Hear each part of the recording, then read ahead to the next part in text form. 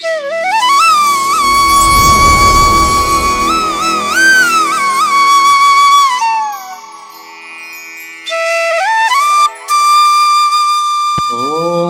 సచ్చిదానంద సమర్థ సద్గురు సాయినాథ్ మహారాజ్ కీ జై.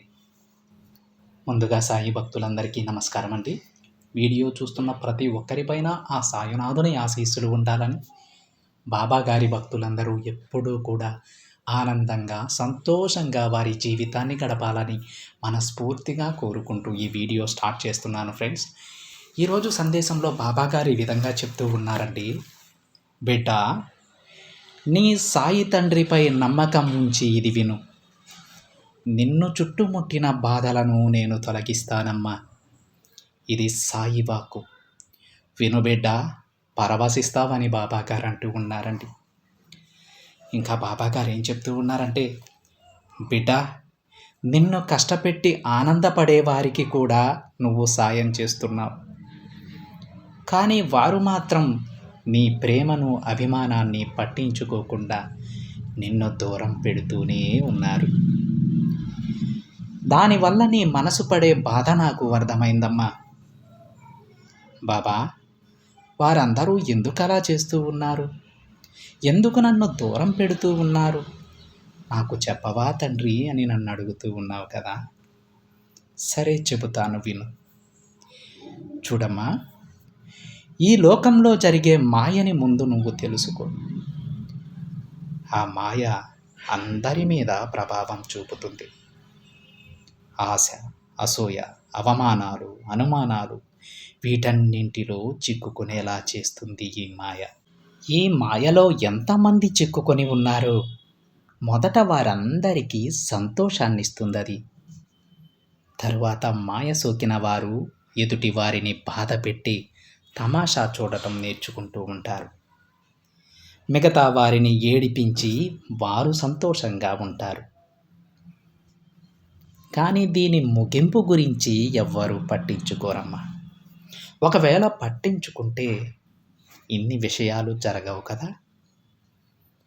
కొందరు మాత్రం నాకు భయపడి ఇలా చేయకుండా మాయలో చిక్కుకోకుండా ఉంటారు. అదెవరో తెలుసా? నీలాంటి వాళ్ళే తల్లి.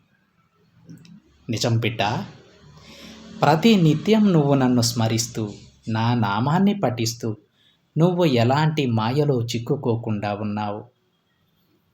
అందుకే ఈ మనుషులు చేసే మాయ నుంచి నిన్ను నేను కాపాడుకుంటూ ఉన్నానమ్మా. నన్ను నమ్మని వారు మాయలో చిక్కుకొని ఇంకొక జన్మ ఎత్తుతున్నారు. ఒక విషయం చెప్పనా? ఒక పక్షిని పట్టడానికి వల వేసినట్టు, చేపని పట్టడానికి గాలం వేసినట్టు నిన్ను పట్టాలని మాయ ప్రయత్నిస్తూ ఉంది. కానీ నేను నీకు తోడుగా ఉండగా ఏ మాయ కానీ, ఏ బాధ కానీ, కష్టాలు కానీ నిన్ను ఏమీ చేయలేవు. నీ దరిదాపులోకి కూడా అవి రాలేవు బిడ్డ. అందుకే నీకు ఎలాంటి గండమూ లేదమ్మా. నిన్ను నీ సాయి తండ్రి ఎప్పుడూ పట్టుకునే ఉన్నాడు. నువ్వు నా పిడికిలి వదిలి ఒక్క అడుగు కూడా బయటకు వేయలేవు తల్లి. మాయ అనేది నీ దగ్గరకు కూడా రాదు. కాబట్టి ఇక నువ్వు చేయాల్సిన పని మనసు విప్పి నీ సాయితో మాట్లాడటం. నువ్వు నాతో మాట్లాడటం వలన నీకు ధైర్యం, బలం రెండూ వస్తాయి బిడ్డ. నువ్వు చేసే ప్రతి ప్రార్థన జరిగే తీరుతుంది. నమ్మకంతో ఉండమ్మా. నమ్మకంతో ఉంటే అంతా మంచి జరుగుతుంది. భగవంతుడు తీర్చలేని పెద్ద సమస్య ఏం కాదు తల్లి నీది. నీకు కావాల్సింది నీకు నేను అందిస్తానమ్మా.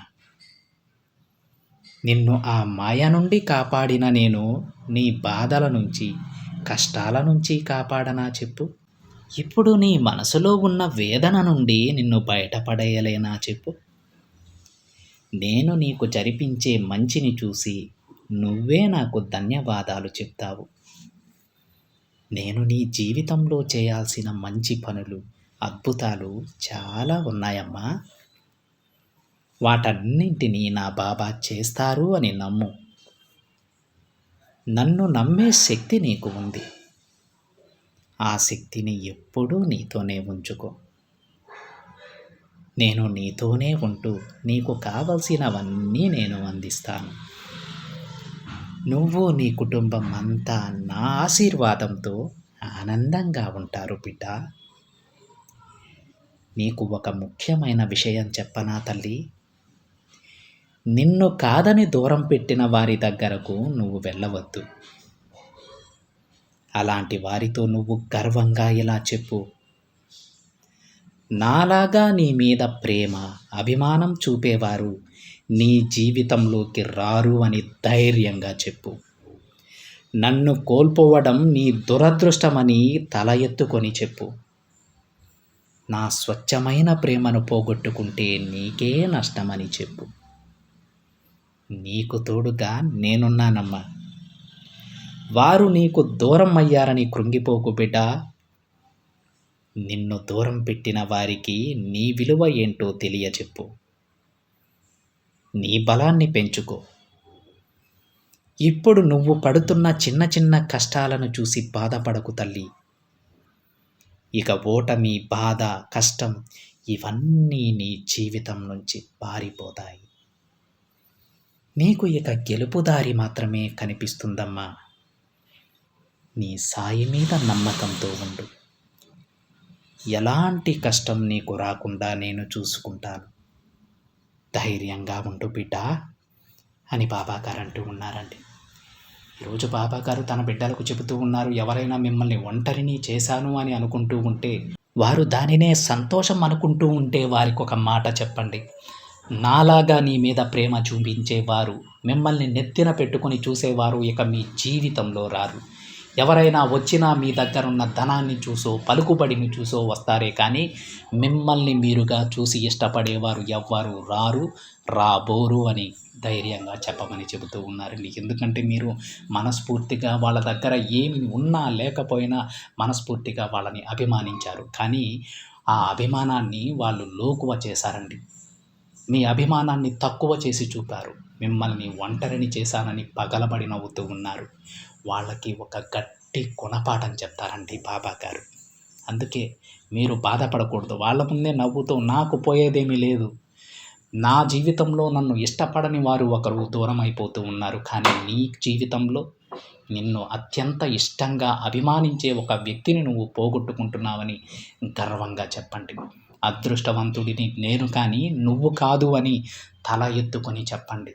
అదే వాళ్ళకి ఒక చెంప పెట్టులాగా మారుతుంది. ఇక మనకంటారా, మన బాబా గారు ఎప్పుడూ తన బిడ్డలకు తోడుగానే ఉంటారు. ఒంటరైంది వాళ్ళు, మనం కాదు. ఈ ఒక్క విషయాన్ని గుర్తుంచుకోండి ఫ్రెండ్స్. ఇదండి ఈరోజు బాబా గారి సందేశం. వీడియో నచ్చితే ఒక చిన్న లైక్ చేయండి ఫ్రెండ్స్. మరికొంతమంది సాయి భక్తులకి షేర్ చేయండి. మొదటిసారిగా ఛానల్ని చూస్తున్నట్లయితే సబ్స్క్రైబ్ చేసుకొని పక్కనే ఉన్న బెల్ ఐకాన్ని యాక్టివేట్ చేయండి.